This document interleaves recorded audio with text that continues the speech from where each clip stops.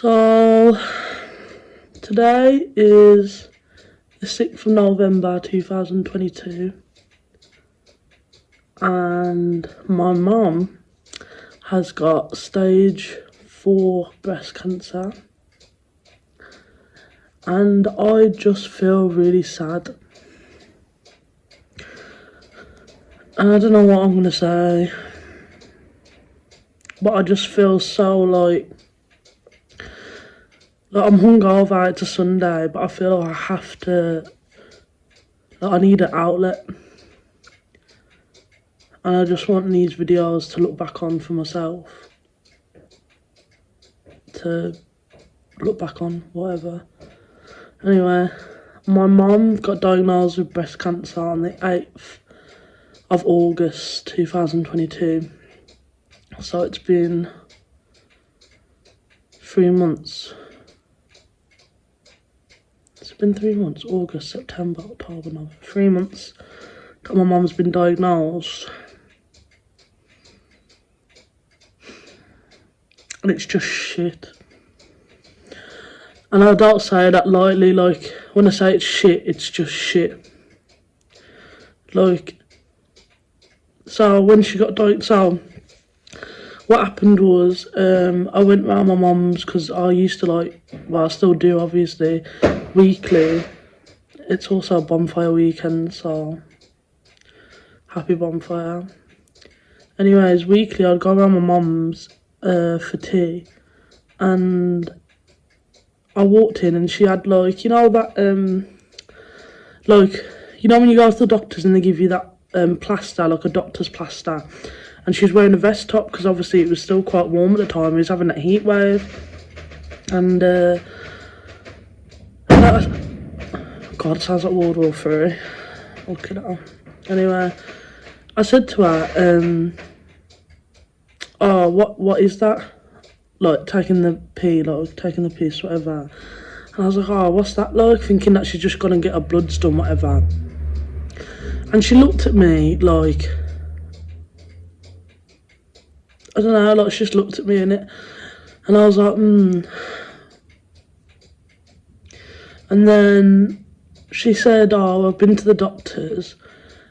No, she said she was in the shower.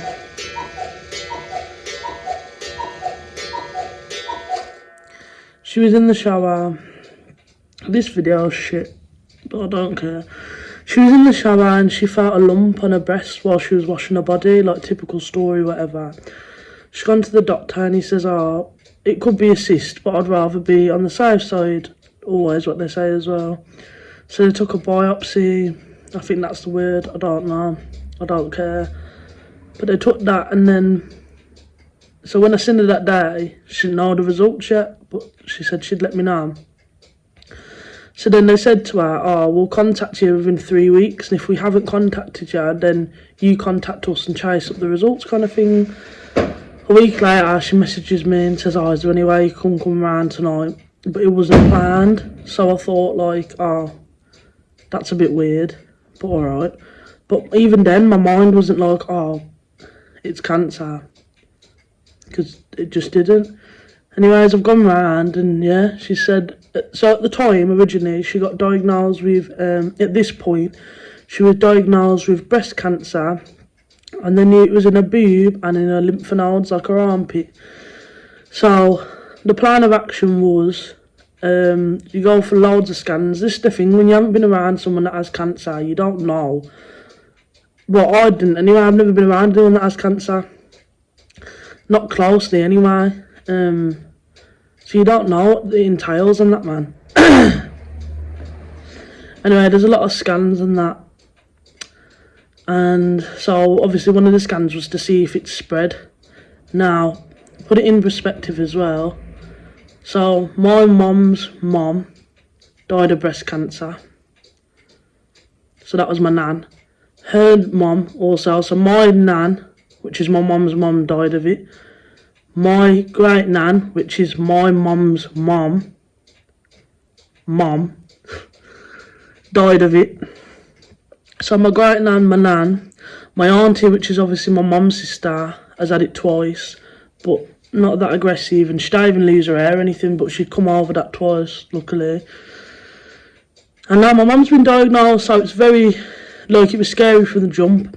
And this is the thing, so because of this family history as well, it's been in the family. So my mum, she's always had that in the back of her head, so she was on it straight away. And for years and years and years, my mum has always gotten yearly mammograms. And 6 months ago was the last time that she had her yearly mammogram, her yearly checkup, and they said they're absolutely fine. 6 months later, they're saying, you got breast cancer, it's stage 3. And at the time, they said, it's a really aggressive form of cancer. But it hasn't spread, so that's the good thing. So everyone was, well, I was anyway, I can't speak for everyone else, but I was in the mindset of, okay, it's shit and it's aggressive, but you're going to have chemo and then you'll be sound. So my mum then was going to start the chemotherapy on the Wednesday, and the Friday before that Wednesday, she had a hospital appointment with the doctor just to, just go through, just to prepare her for chemotherapy and that. And that's generally what she thought it was. So her and her partner obviously went to this consultation, they called it, and expected her just to say, oh, this is what you're going to expect from chemo, this is, signs to look out for, this is what you're going to undergo. So she's gone to the hospital, she sat down, and then the doctor says,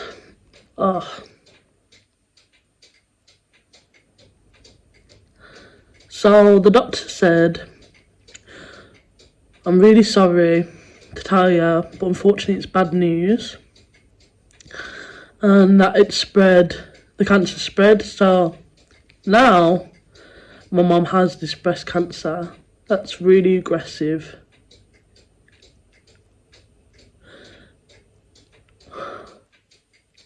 She's now stage 4. And the cancer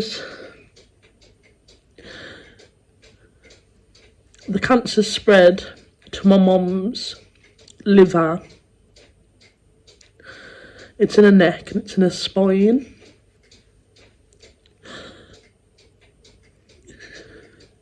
And the sad part is that because my mum's cancer has spread to her bones, that it's not treatable and it's not curable. So it just makes me really sad. And I don't know what that means, because obviously my mum being a mum asked the doctor, what does that mean? Am I gonna die? Am I gonna be okay? And the doctor said that he couldn't answer that question. But he's going to go on with the chemotherapy. He wants to go on with the chemotherapy. And he wants to go on with the chemotherapy. And he mentioned that there's a tablet that he can take that she'll have to take daily to manage the bone cancer, or the cancer that's in her bone, sorry. But what does that mean? Anyway, so that really sucks. So she's had currently 2 rounds of chemotherapy. I took her to her last one. Her partner took her to the first one, and then her next one is on the 16th of November. So I'm thinking about 2 weeks. She has good and bad days. So bad days, she feels really sick, really tired, lethargic. It's all these things that they did prepare her for, in the sense of told her that's going to happen. Obviously a big one for me as well. Even when she got diagnosed,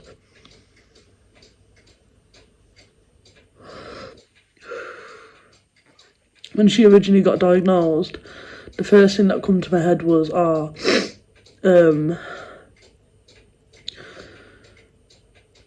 so my mom, she's like renowned for having big, thick, long, curly hair. And obviously my hairs, I've straightened it in the minute, but I have 2 other siblings, and out of all the kids, I was the only one to get the curly hair. So that was always a thing that me and my mum bonded over. And I've always loved her hair. She's like, it's like her identity. She's always had big, thick, curly, long hair. And it's just mad now because, like, from the jump, it was like a thing that I just wasn't looking forward to, seeing her without it. And like, my mum would always have like really bright coloured nails on. She'd get her eyebrows tinted, her eyelashes tinted. And now it's like, I look at my mum, she's still so pretty. She's really, really pretty. But my heart just aches for her because all these things that make you feel like a woman and make you feel feminine, she can't get anymore. Obviously she can't have, oh God, she can't have her nails done, she can't get her eyelashes done, nothing. Her hair's gone, she's bald.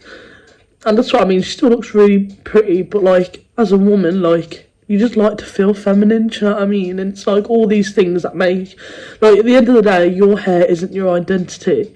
But fucking hell, like, it just sucks to like not have it when it's always just been like your signature look, in it. But it will grow back, I know it will. But my mind, like, it just can't help but wonder. And I've been sensible, like, because I know my mental health and the way that I feel, like, I really feel like heartbroken.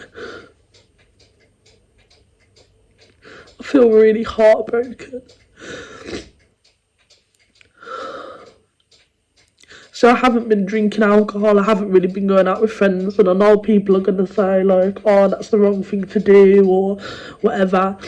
Listen, I don't have the energy nor the capacity to do anything other than work, see my family and see my very close friends. But this weekend,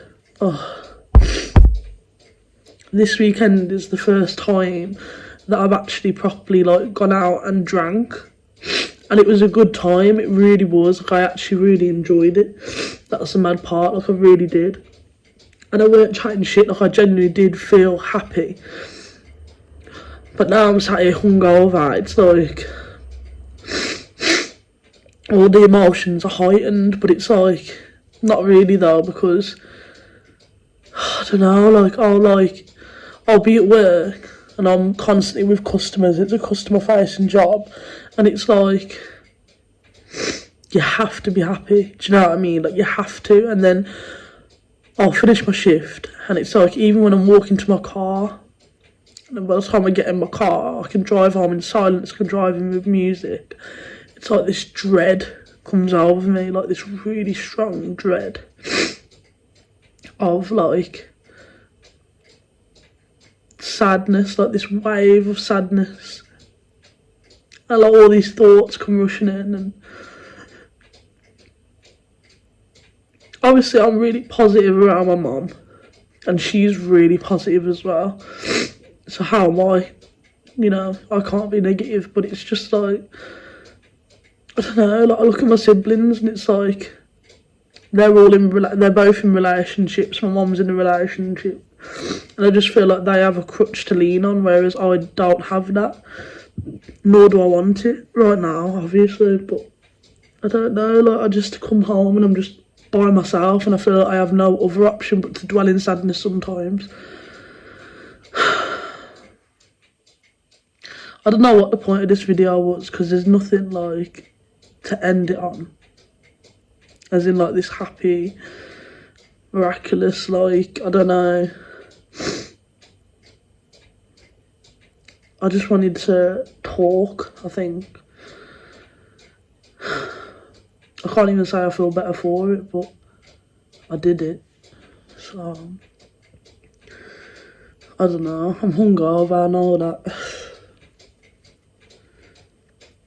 But yeah, I don't know. Oh, yeah, that's it.